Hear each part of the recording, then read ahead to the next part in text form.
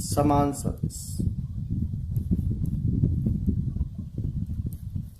यानी equal vectors.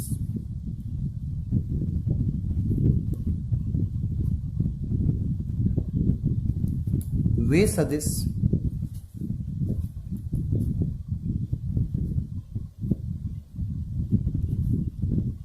समान सदिश कहलाते हैं जिनका परिमाण व दिशाएं दोनों ही समान हो। यानी ऐसे वेक्टर्स इक्वल वेक्टर्स होते हैं बेटा जिनका मैग्नीट्यूड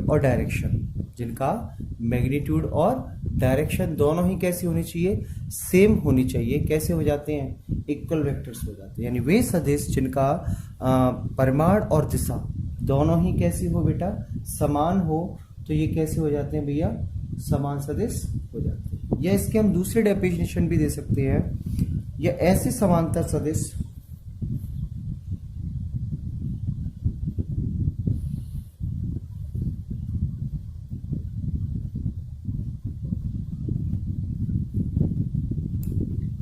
ऐसे समांतर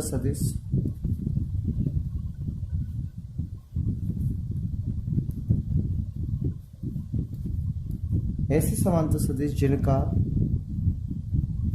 मापांक समान हो। मापांक किसको कहते हैं पता है, परिमाण को, मैग्नीट्यूड को। ठीक है, यानी कि ऐसे सदिश जिनका, जैसे नॉर्मल तरीके से हम बात करें, ए सी बी आपको जाना है, क्या ए सी बी आपको जाना है, और ए सी बी आपकी डायरेक्शन, इसकी जो दूरी है वो 5 किलोमीटर है। ठीक है, लेकिन एक और है रास्ता सी से डी जाने के लिए, है कि नहीं, और इनके बीच की भी दूरी कितनी है, 5 किलोमीटर। तो ये भी इस तरीके से जा रहा है, तो दोनों की डायरेक्शन यानी ए से बी जा रहा है और सी से डी जा रहा है, साथ में इन दोनों का जो परिमाण है वो भी कैसा हो जाएगा, समान हो जाएगा। तो ये दोनों सदिश कैसे कहलाएंगे, समान सदिश कहलाएंगे। तो ये कोई खास टॉपिक नहीं था। लास्ट आते हम सदिशों के प्रकार का, ऋणात्मक सदिश यानी नेगेटिव ऑफ ए वेक्टर। कुछ नहीं है, एक ऐसा सदिश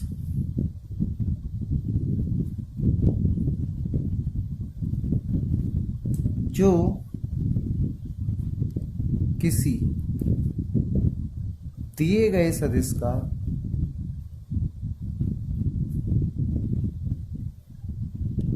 सदिश के परिमाण में तो समान हो, परंतु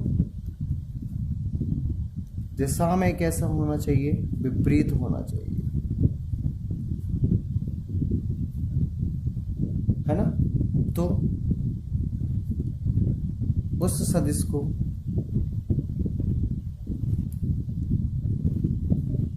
दिए गए सदिश का ऋणात्मक सदिश कहा जाता है।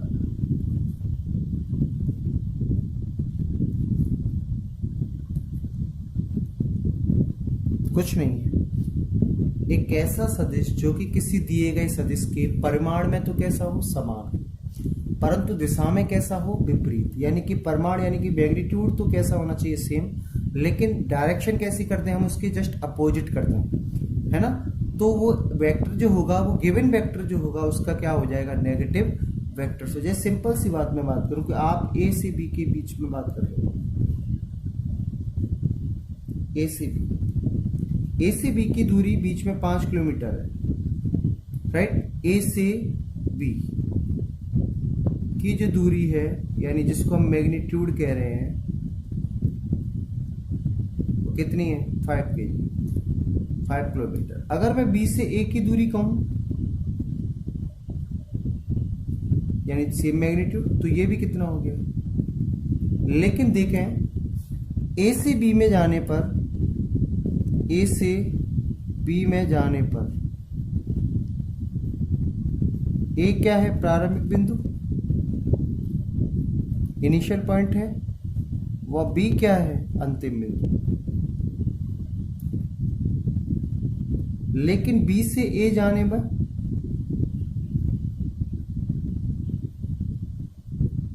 बी क्या हुआ, प्रारंभिक, और ए क्या हुआ, अंतिम, राइट। तो यानी कि हम क्या करते हैं, जब प्रारंभिक बिंदु को अंतिम बिंदु बना दें और अंतिम बिंदु को क्या बना दें, प्रारंभिक बिंदु बना दें, यानी ए बी वेक्टर को मैं बी ए वेक्टर कहना चाहता हूं, लेकिन कब कहूंगा, जब मैं यहां पे आगे किसका चिन्ह लगा लूंगा, माइनस का चिन्ह। तो ये जो बी ए वेक्टर है वो ए बी वेक्टर का ऋणात्मक सदिश है, राइट। कैसा हो जाएगा उसका ऋणात्मक, जैसे आपके पास कोई सदिश है तो माइनस ए वेक्टर इसका क्या कहलाएगा, ऋणात्मक सदिश कहलाएगा। आशा करता हूं आपको जो आज हमने टॉपिक समझाया है वो आपको अच्छे से समझ में आए, और फिर भी अगर आप में से किसी भी बच्चों को कोई समस्या आती है तो वो मुझे डायरेक्टली पूछ सकता है। आज के लिए इतना ही काफ़ी है। कल हम फिर से एक नया वीडियो बनाएंगे जिसमें हम आपको सदिशों के बारे में और अच्छे समझेंगे। सबसे पहले हम लेंगे वहाँ कल सदिशों के योग के लिए हम आपको त्रिभुज का सदिश योग नियम समझाएंगे, फिर समांतर चतुर्भुज का सदिश योग नियम समझाएंगे। फिर उसके बाद मैं आपको और भी चीज़ें सिखाऊंगा, तो कोई दिक्कत आए तो मुझे बता सकते हैं। आज के लिए इतना काफ़ी।